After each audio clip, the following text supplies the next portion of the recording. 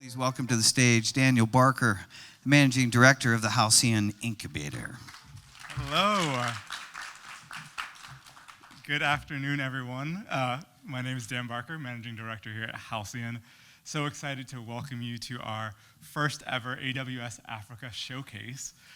This has been an incredible week for our Africa Fellows. This is, as I mentioned, the first time we've done this. We've brought together entrepreneurs from across sub-Saharan Africa.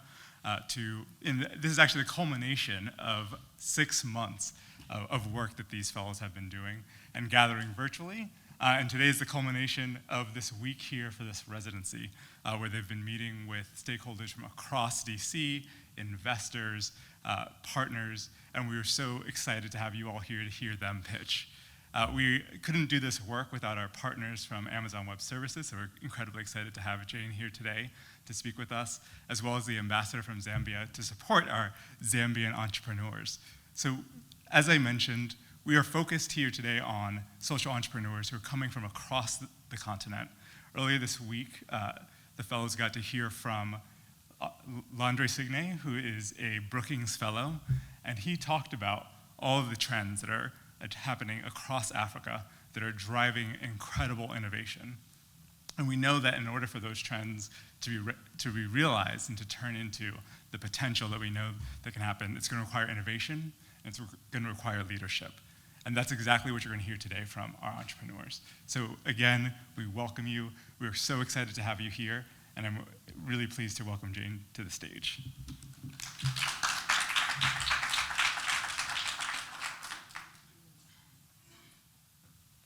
Thank you, Daniel. I didn't have a stage when I was here earlier this week, so I didn't have to wear my high heels today. my shortness. Jane Lacey. I'm with Amazon Web Services, and yes, that is a part of Amazon. But we're the cloud, right? And we have several leadership principles, about 15, of which we share in your entrepreneurial spirit.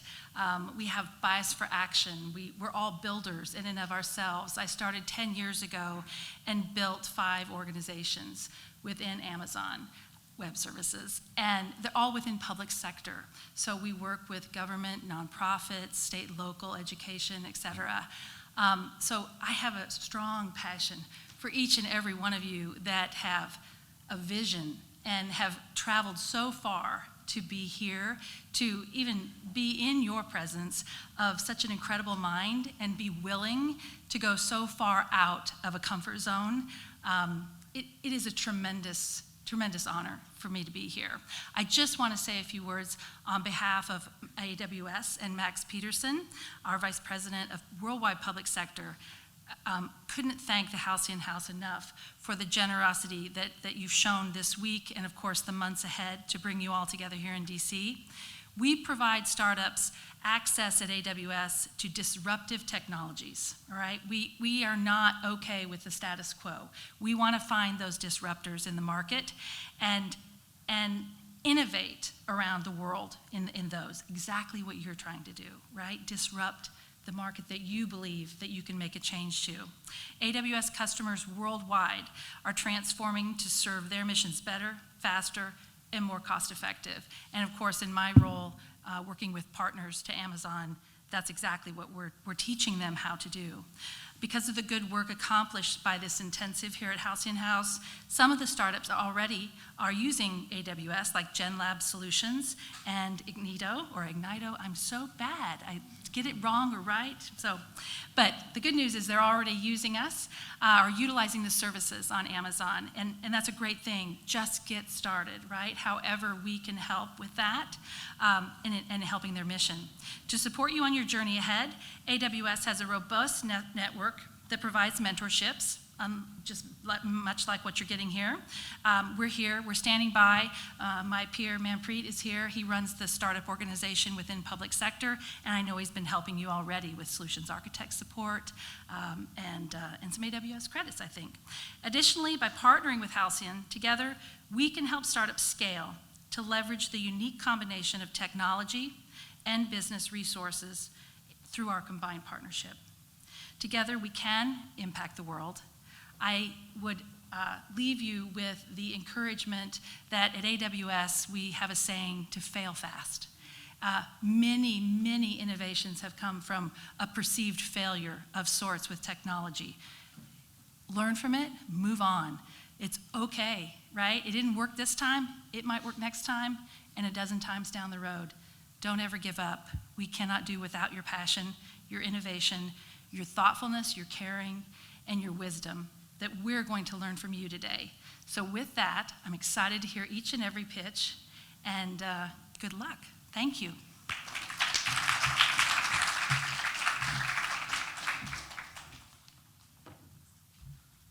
Thank you so much, Jane. So just a few housekeeping things. We will hear 8 amazing pitches today, and then we'll have an opportunity to do a round robin of networking with our fellows in the back where you see those tables set up, and we'll follow that up with a reception, so you can join the fellows for some cheers with a glass of wine. So without further ado, I'm so excited to bring up Felipe, the founder of Cotton Loops. Welcome. Okay. Hello, everyone. My name is Bolupi Adebi. I'm from Lagos, Nigeria, and I'm excited to introduce you to the coolest brand you're going to be introduced to here today. Now, what makes this brand so cool? We make all our clothes in black and white colors only, and our factory is in Lagos, Nigeria. We're also a conscious brand, but what makes our brand so great and why I'm here on the Halcyon stage today is because our brand is for change. Cotton Loops is a social enterprise for sustainable manufacturing, but we use this to drive change back home in rural Nigeria. Our vision is to be the #1 provider of sustainably sourced artisanal products, as well as change communities through the proceeds from what we sell. Now, what is the problem? I'm a woman, I'm from Lagos, Nigeria. In Nigeria, over 80% of women are increasingly marginalized across multiple social and economic lines. Now, what is a solution? We have created different groups to reach out to these groups. Currently, we work with over 10,000 women and girls from underserved and disadvantaged communities across Nigeria. We create change through good fashion. We say our fashion is good because it is for change. So we merchandise, we retail, we wholesale this fashion, and we create change through the communities that we've created.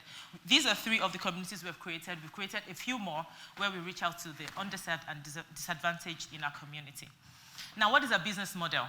Our business model is B2B and B2C, and that's how we make returns. Our go-to-market strategy includes going to trade shows. We've done over 15 trade shows locally and internationally, including shows in London, Pure London, in America here, in France, in Italy, where we retail our products, and we've sold to over 21 countries around the world and counting.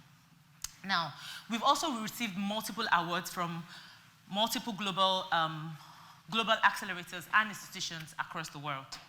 What's our impact so far? So far, we have trained over 10,000 women and girls across rural Nigeria.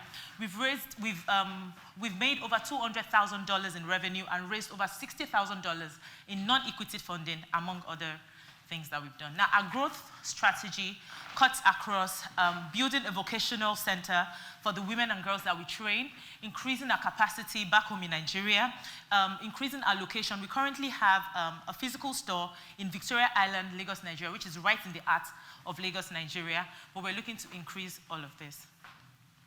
Now, these are financials and projections. Now, the company was birthed in June 2018. In our first year, we did less than $4,000. We've gone to over $90,000 in the last year. Our growth rate has consistently been over 50% since we birthed the company. Now, Cotton Loops is an exciting investment opportunity. Most of what I've said will support it, and I'll show you why as we go along. What is our ask today? We're asking for $300,000 to do a couple of things. We currently have our own factory where we produce from, but we're looking to increase our factory, increase our offerings, have a vocational center, as well as run the company over the next couple of years. My name is Bolupi Adebi. I lead the team alongside with 15 other team members, and these are some of the people that I lead with. Now, we are partnered with over 15 global companies and institutions around the world, including Halcyon, AWS, USADF, and a couple of other companies. At Cotton Loops, we ethically utilize and amplify to the world the inherent, undeniable beauty in Africa to tell new African stories and positively impact African lives. Thank you very much.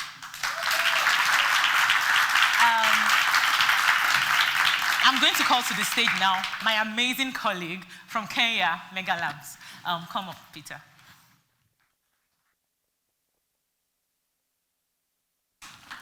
Excuse. Yeah. Click. Sorry. Thank you.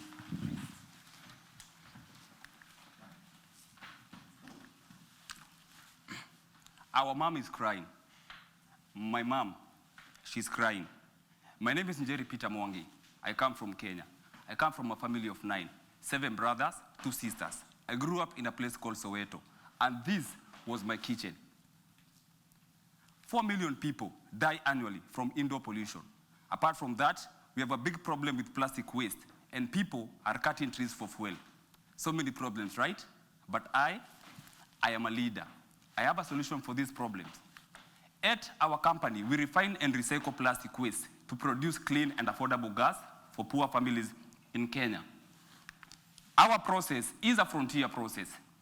We have the plastic waste, then through the value chain of our process, we're able to produce the gas, compress it to gas canisters, and sell at very affordable price points. The value that we give to our customers is 1, our gas is 50% cheaper. 2, it burns for long.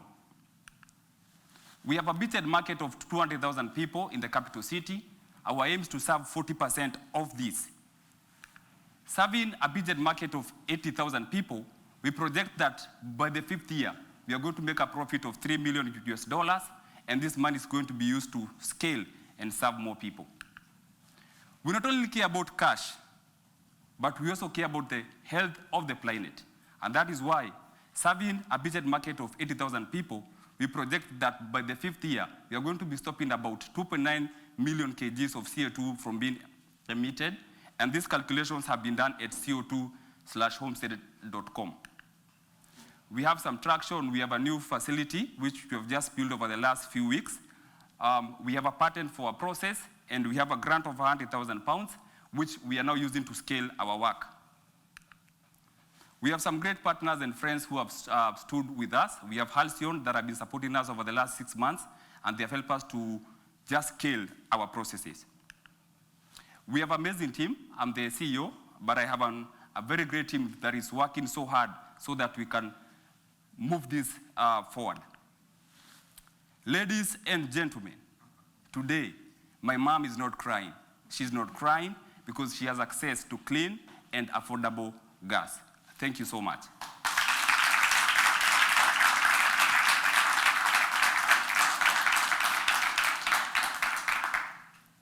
It is my singular honor to invite the great Tommy from Nigeria.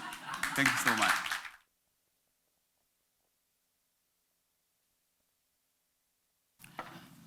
Thank you very much.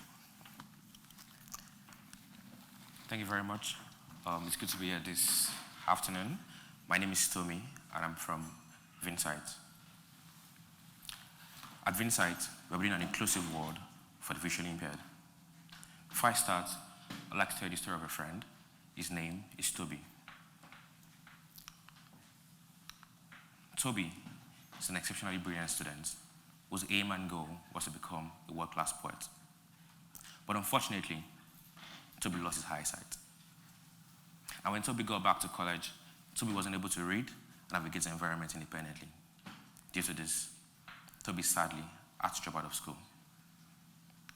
Unfortunately, there are about 26.2 million persons across sub-Saharan Africa who suffer the same fate as Toby due to visual impairment. And of course, there are about 200 million persons who suffer the same fate across the world. So this is a global problem. So how are we solving this problem at Vinsight? At Vinsight, our aim and goal is to help millions of vision impaired persons to achieve their dreams by giving them access to inclusive and convenient technology through our products. So what did we design? We created a mobile application software enabled by artificial intelligence technology to help those who are visually impaired to be able to read books independently and conveniently, thereby giving them access to inclusive education and job opportunities. Of course, this does not just help them to read alone, it also helps them to be able to identify objects, scenes, and colors around them, thereby giving them the inclusivity that they truly deserve. We have a business model which is quite simple. Our users subscribe via the Apple and Android devices at a fee of $4 per month. And we also partner with schools of visually impaired, corporate organizations, and other international organizations to install our software in the organizations for a fee of about $250 per unit. So if you run an organization here and you have vision per persons, we can always come over and help you to install our app to drive inclusion in your organization. We've been able to grow over time, and the beauty of this growth is pretty much based on the impact that we've been able to make. Currently, we have about 5,000 vision per persons who use the Vices app across Nigeria in about 7 schools of the visually impaired. And our aim is to ensure that we expand this impact further to about 100,000 vision per persons within the next 3 years.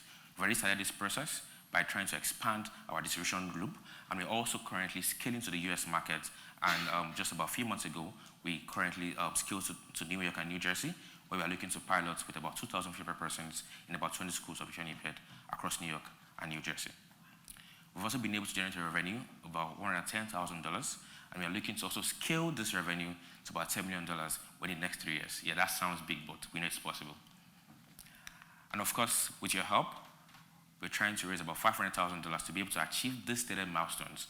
And we're looking to use this fund to be able to increase our distribution channels, improve our sales and technological team, and also to remodel our technology to become much better for our users. Currently, we've been able to raise about $150,000 out of this $500,000, and we are looking to be able to raise more with your support today. Our team is pretty much made of doctors and engineers. My name is Tomi Kolawole. I'm a biomedical engineer and also have a background in medicine. And my able CTO is an expert in artificial intelligence technology and machine learning technology, which he has been able to design digital technologies for startups across Africa within the last 6 years. And together, we'd love you to join us as we transform the lives of millions of vision impaired persons across Africa. Thank you.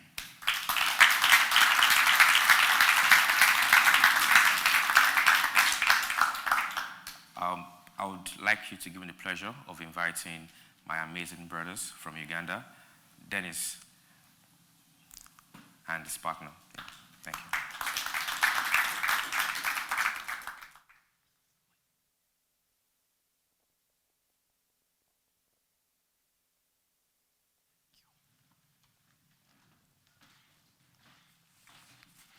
Hello, everyone. Good afternoon. My name is Tumwina Julius. And I'm Dennis Mujuni. We are co-founders at GenLab Solutions International Limited, a company that has started in Uganda, that's in Kampala. And we're building solutions that are digital health solutions, looking to drive data health care in Africa.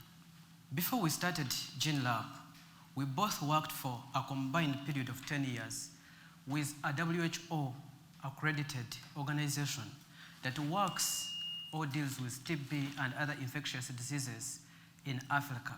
This gave us an opportunity to learn and see firsthand how these diseases are affecting Africans.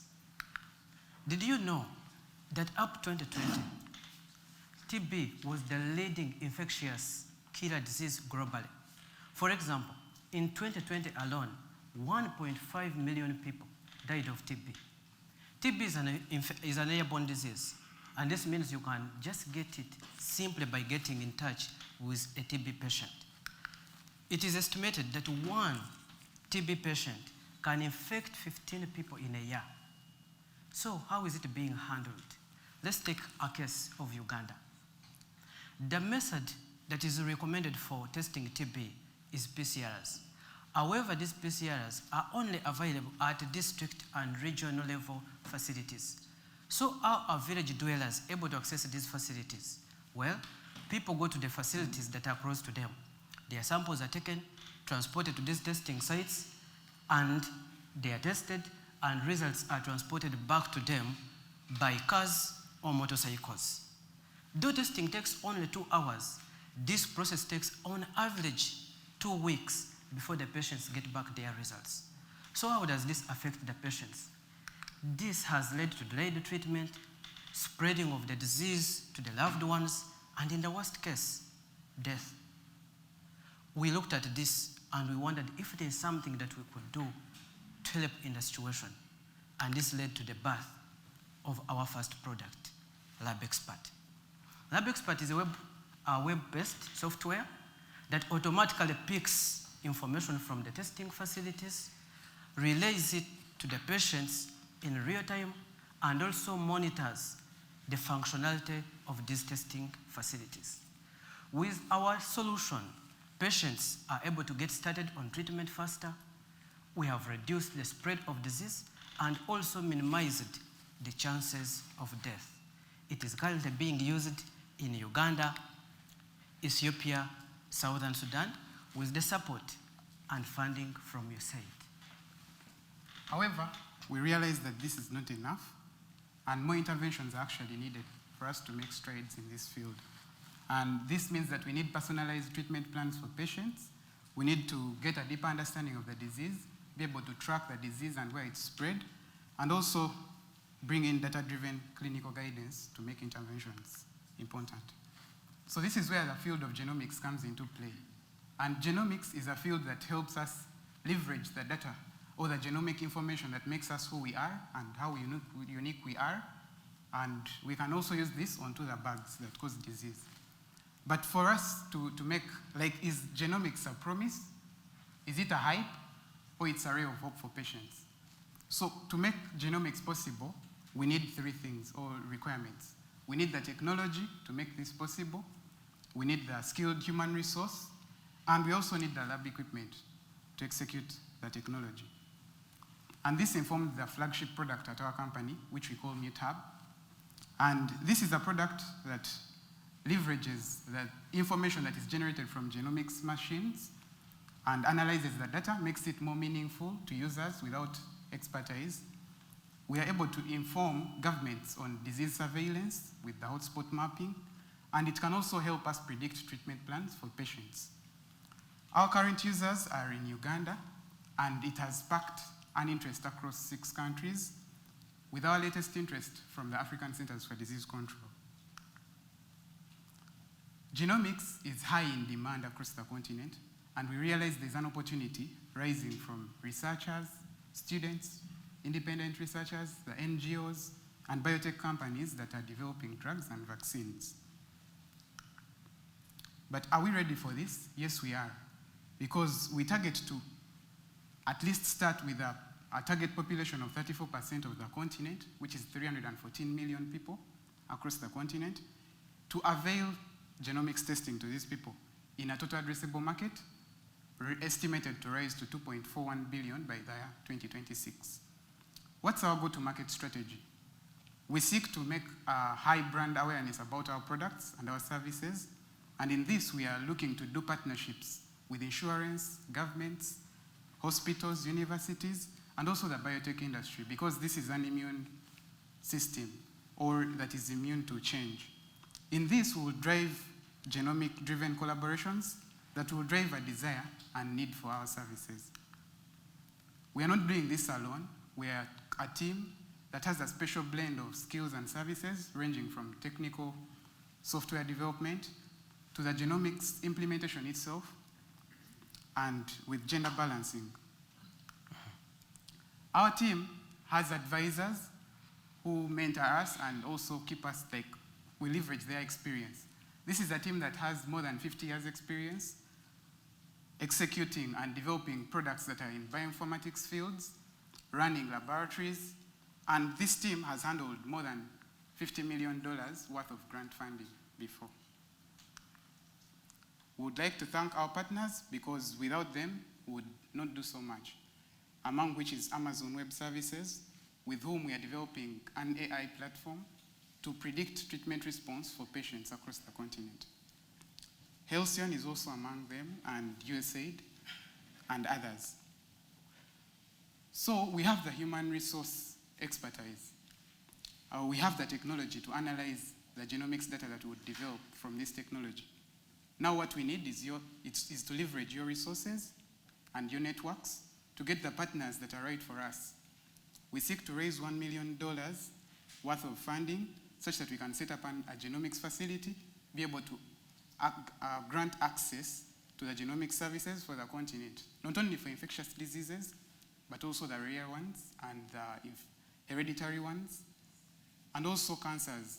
According to statistics, cancers in Africa are detected late. 95% of them are detected late or in their late treatment, late stage. So that's our ask, and we look to work with you, join us in this initiative to make our dream come true. Together, we can save a life. Thank you.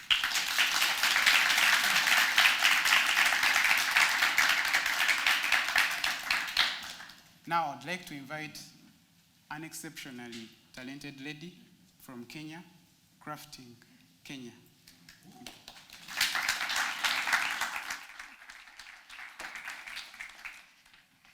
Thank you so much.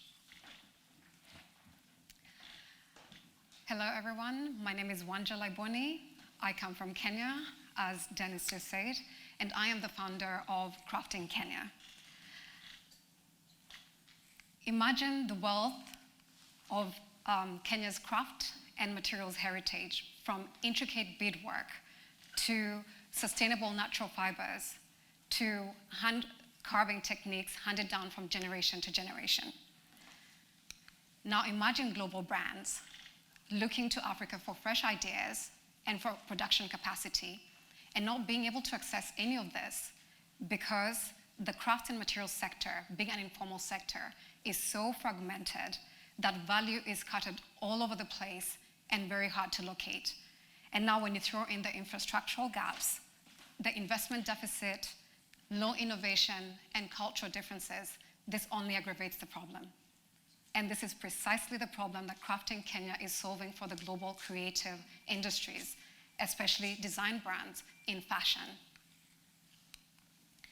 We are on a mission to reposition Kenya's craft and materials sector for the global creative industries, and by so doing, unlock unprecedented creative innovation and economic opportunity. To give you some context, Kenya's Kenya's craft and materials sector is said to be the second or third largest employer in the country. We do not know if it's the second or the third largest because there is a scarcity of data, yet another problem that Crafting Kenya is solving. This sector also employs predominantly the bottom of the pyramid populations. Additionally, it is not only linked to, but it also supports other very important sectors, such as agriculture, which is the largest employer in Kenya and made up of smallholder farmers.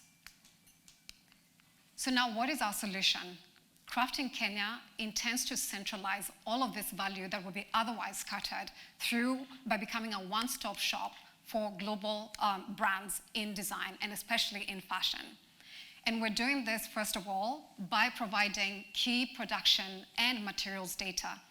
Crafting Kenya actually began as a research project when I was in design school.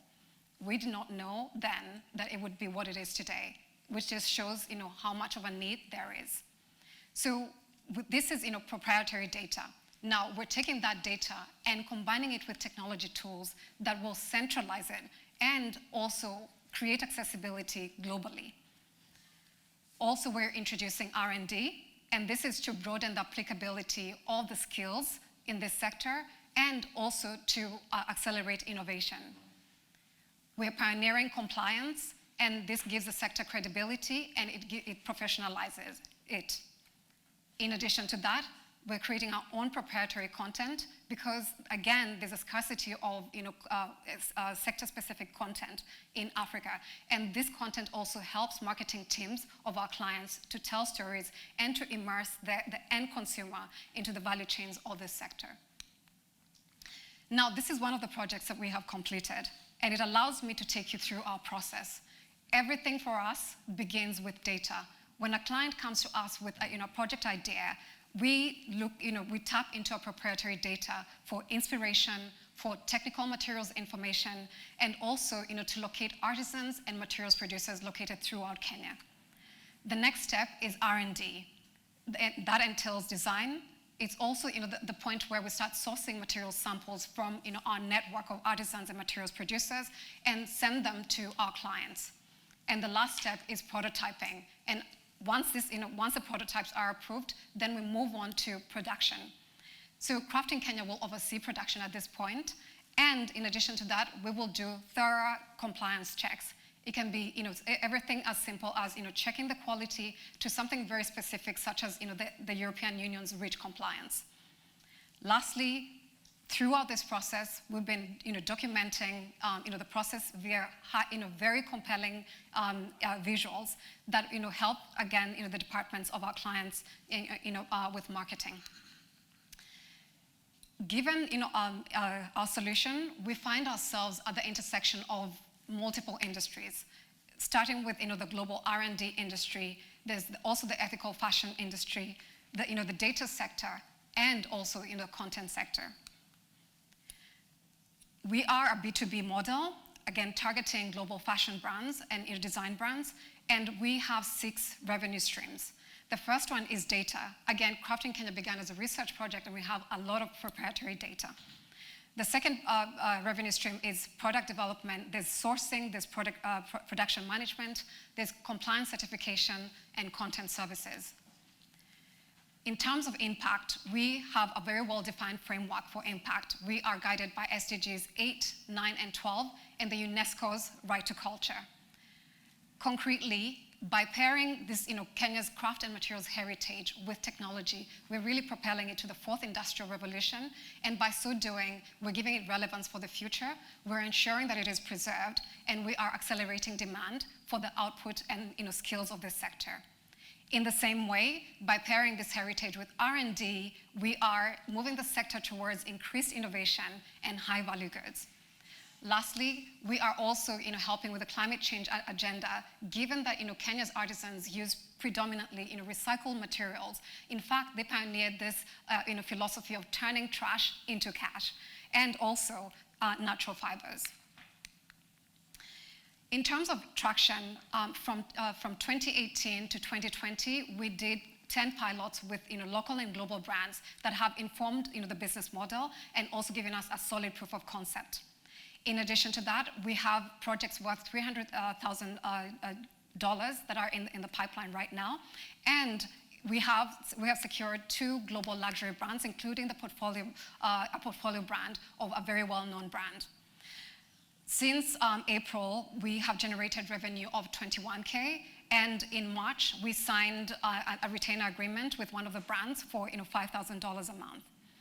Just before coming here, I received information from the export processing zone of Kenya that we had been allocated 4,000 square feet of space that will house our R&D lab. Our partners range from government partners, so that is the export processing zone of Kenya, Brand Kenya Board, and of course, Halcyon and AWS. Now, this is the Crafting Kenya team. Collectively, we bring business development experience, we bring innovation experience, design, production management, material science, environmental science, and of course, finance. Our ask is very simple. We are looking to raise $200,000, first of all, that will be used to build our digital platform.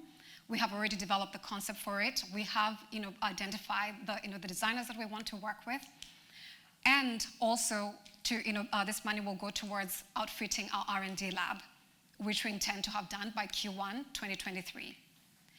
It'll also go towards building our content lab. Equally important will be strategic partnerships, and especially as we build our technology platform. And also, we're looking to generate new business and start now working with US brands. And finally, we're always looking for advisors. So thank you so much for joining us today, and we hope that you will join Crafting Kenya to reposition Kenya's craft and materials heritage for the global creative industries. Thank you.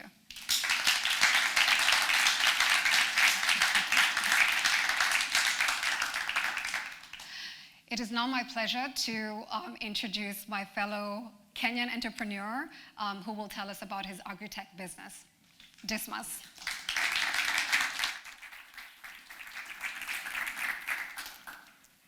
Hi. Thank you, Anja. So hi everyone, my name is Dismas Kisilu. and I'd like to introduce you to 3 smallholder farmers based in Kenya. So on this picture, there's Mbadha, Mwende, and Dunge. Together, they are smallholder farmers, primarily growing perishable fruits and produce. But they have one huge challenge. Over 45% of what they grow goes to waste even before it gets to the end consumer in Nairobi. Why is this a challenge? Smallholder farmers, such as the ones I mentioned, lack access to preservation and cooling. And Solar Freeze comes in to plug this gap by providing access to solar-powered refrigeration as a service. So it's sort of like an Airbnb for storage and cooling, whereby they don't own the technology, but they just pay on a need basis for as little as 10 Kenya shillings a day or 0.1 US cents, which is very affordable to small-scale farmers. This is a challenge that is not only prevalent in Kenya, but across the board, whereby over 310 billion US dollars goes to waste even before it gets to the end consumer of fresh produce. So things like milk, meat, fresh produce, they experience this huge challenge in Africa. And because we are coming in to plug this challenge with our solution. So I'll give you a good example of potatoes, whereby if a farmer is storing with Solar Freeze, a 90 kilogram bag of potatoes can go all the way from $20 US all the way to $75 US, depending on how long they have stored with us and depending on the market information that we shared with them. So our product, as I mentioned, is a large, we have 2 main products, a large walk-in solar-powered refrigeration system that is fully solar-powered, and they pay as little as 10 Kenya shillings, 0.1 US cents, which is very affordable, so they get to wait out the glut in the market. We also have a small chest freezer. This is around 150 liters to 200 liters, which is ideal for the fish sector, ideal for the dairy sector, and it's fully pay-as-you-go, and we get to send a 9-digit token that switches on and off depending on the payment schedule of the person using it. We make data count whereby we know the exact location of these units using IoT technology and sensors, so we can get to predict the sunlight and also get to predict if there's any issue, so that if there's a challenge, we send a technician on the ground. We combine all this information about where these farmers are, what they are storing, what they are producing, so that we can share this information with large supermarkets, schools, and institutions that want to buy bulk produce at an affordable price and guaranteed quality through our mobile app. Our competitive advantage is a pay-as-you-store service that is easy to use, as little as 0.1 US cents, very affordable for a lot of smallholder farmers, as well as pricing our products through a B2B service. So if you're a large institution such as a school, hospital that wants to buy bulk fresh produce, you can get to access that information through our app and cut off the middleman. And we also have pioneered around cooling as a service, so essentially making cooling sort of like an Airbnb for preservation and cooling. You don't own the asset, but you just pay on a need basis. We have a program that we call Each One Teach One, Train to Earn, because we realize that in the communities where we work, a lot of young people are interested in renewable energy. So we started a program whereby if you're between 18 to 29 years old, it's a 4-month training program, and we are focused on the youth because we believe that they're the future of renewable energy. So we train them on the repair, maintenance, and operation of our solar power technology within their communities. So far, we have worked with over 3,000 smallholder farmers, helping them increase their income from $50 US a month to 350 based on the storage and also based on the market information that they have had, and successfully reducing post-harvest loss by at least over 95%. We have successfully raised $1.5 million US, and we hope to increase our impact from 3,000 smallholder farmers all the way to 100,000 smallholder farmers in the next 5 years. Our team is made up of myself with a background in renewable energy and 21 others. Our core focus is in energy as well as agriculture, sales, and marketing. We have worked with MIT University that has really been a critical partner in terms of reducing the cost of solar-powered preservation and cooling, as well as NL Energy Group based in Italy, and the Eco and Green Foundation for funding. We look forward to your feedback and engaging you more during this session. If you want to learn more, I'll be back there at that stand. And I'd like to introduce you to the next fellow, who is an amazing fellow all the way from Ethiopia. Her name is Eden, with a very touching story, and welcome on stage.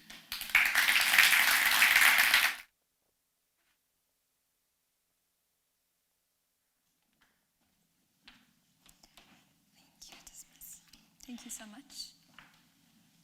Good afternoon, everybody. My name is Eden, like the Garden of Eden, and I'm the founder and CEO of Invicta. So in 2017, Africa experienced the worst refugee crisis in history. In East Africa alone, 2 million South Sudanese refugees were fleeing into neighboring countries, such as Ethiopia, where it's my country of origin. I was doing university at the time, and I took a gap year to go live and work in Ethiopia's largest refugee camp for a year, where I wanted to understand the core needs and problems for refugees, which is access to jobs and access to labor markets, which essentially means that refugees have skills, but that they're lacking opportunities. Unfortunately, and unsurprisingly, this is a global problem. 71 million refugees are hosted in developing countries like Ethiopia, where economic opportunities are severely limited. The refugee crisis has led to a global displacement in talent, and by 2050, projections suggest that we could face 1 billion displaced people around the world, and 37,000 displacements are occurring each and every single day. So that's where we come in. We are Invicta, an award-winning social impact platform that connects refugees in their host countries with jobs, education, and training opportunities online. So why are we here? Why do we exist? So Invicta, we have the mission to achieve faster economic growth and poverty reduction, ensuring that millions of marginalized refugees and economically disadvantaged refugees have opportunities to secure fair wage jobs. So you've heard what we do, and you've heard why we do it. So this is basically how we do it.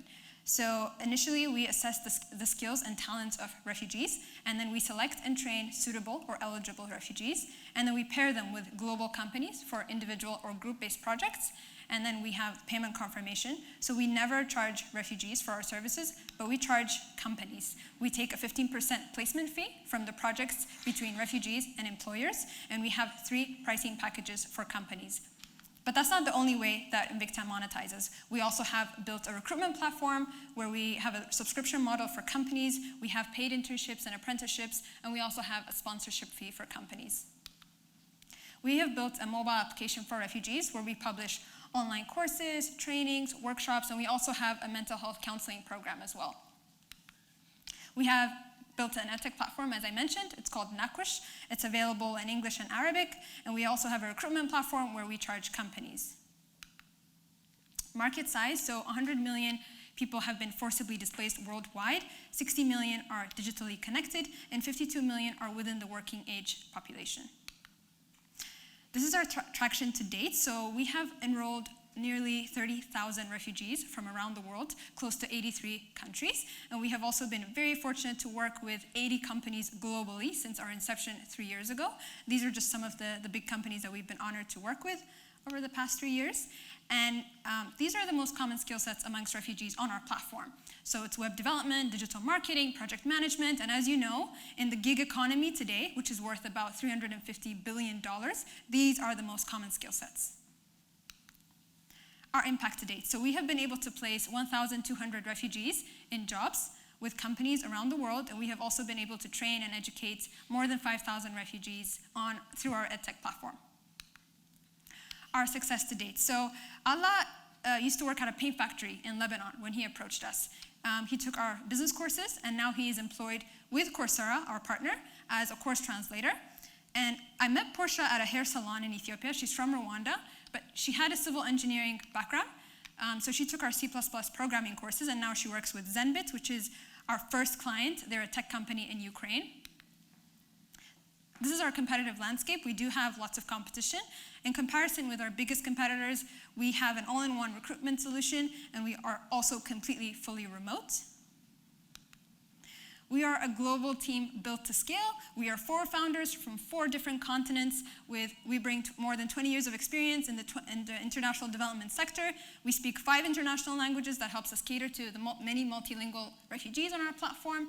And we have worked with Microsoft, the United Nations, VC firms, and many other organizations. We have received 5-star testimonials from many of our employers. We have also received an endorsement from the Greek government, UN agencies, international NGOs, think tanks, global consulting firms, and many others. We have an extensive partnership network for scaling, sourcing refugees, and also training and resources for refugees. Our vision by next year is to be operational in every refugee hosting country in the world, which is almost every country in the world. And we also hope in 10 years to help 1 million refugees boost their economic potential through upskilling, through training and education. We are looking for $300,000 in funds to finish development of our product. We are also looking to cover our operational expenses, and we are also looking to hire key staff globally as we scale. Thank you so much. Together, we can empower a displaced generation of leaders. Thank you.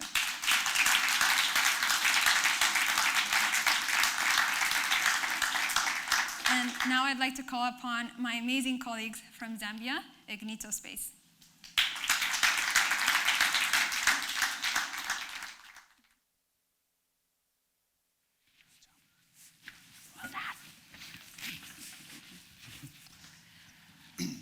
Good afternoon, everyone. I am Sid. And I'm Ahmad, and we are Ignito Space. Wow, we've really come a long way from sleeping under the stars to reaching out to the stars and launching the first space tech company in the history of Zambia. We are Ignitus, an award-winning company from Zambia, the home of the majestic Victoria Falls. But you see, Zambia has been left behind, missing on crucial information about agriculture and climate data. For the past 8 years, we've been working with farmers through various channels, and we've noticed firsthand the data gap that has kept the farming sector as a mere gamble in Zambia. We are a resource-rich country with millions of hectares of arable land and beautiful weather, but yet our yields seem to fall behind compared to other countries, missing out on 70% revenue, translating to millions of dollars lost. We just seem not to get it right down here on Earth. That's why we looked up there to the sky. By using our space tech company, we will help save lives on Earth. By triangulating where you are and getting satellite information and aggregating it from different satellites, we can give you the data that you need for your climate change and agriculture data. Our neighbor Rwanda has launched their third satellite in 2019, and it has already increased their yields by more than 20%. Our Ignite AI platform will reach everyone relevant through mobile, web, apps, and even those simple phones without internet, so even with USSD. We're an award-winning startup, winner of Africa's Best Space Company in Nairobi a few months ago, Viva Tech in Paris, and the African Earth Observation Challenge. We've already accumulated over $100,000 worth of credit with our generous partners AWS, access to hundreds of satellites, signed MOUs with the government of Zambia and private sector and many international space companies. We've got a farming association of Zambia, signed 20,000 farmers for our testing phase right now, and 300,000 farmers with the Cotton Board of Zambia. Our revenue seems very simple. If we charge $10 a month per farmer per month, not paid for by the farmer, but through funding programs, cooperatives, corporate outgo schemes, and many other funding programs that are available on the continent. And we also have a project-based revenue model, which is on average $20,000 per project. Data is the new oil, and everyone needs it. And I can't express that even further. Our future is bright. With testing with 20,000 farmers this season, a commercial launch of our AI platform by the end of this year, and most excitingly, a satellite launch by mid-next year. That's the founding team. That's us. I'm Sid, and that's Ahmad. We've had a lot of experience in technology-based startups on the continent and agriculture startups. Our advisory board and our team are great. We've got international and local gurus in space tech, venture capital, finance, law, and data science. We're asking for a very small amount of $500,000 to take our product to the market and test with these 20,000 farmers this season, and perhaps pay for operations for 1 year. I'll be very stingy with my money. We hope that this will impact and increase yields this season alone by 10%, which is a marginally big increment. And that in turn, hopefully in the next 5 years, increase the GDP of Zambia by 20%. That will also increase rural incomes, improve the lives and improve the people of Zambia and the region too. The sky is not the limit. We are igniters, and we will save life on Earth.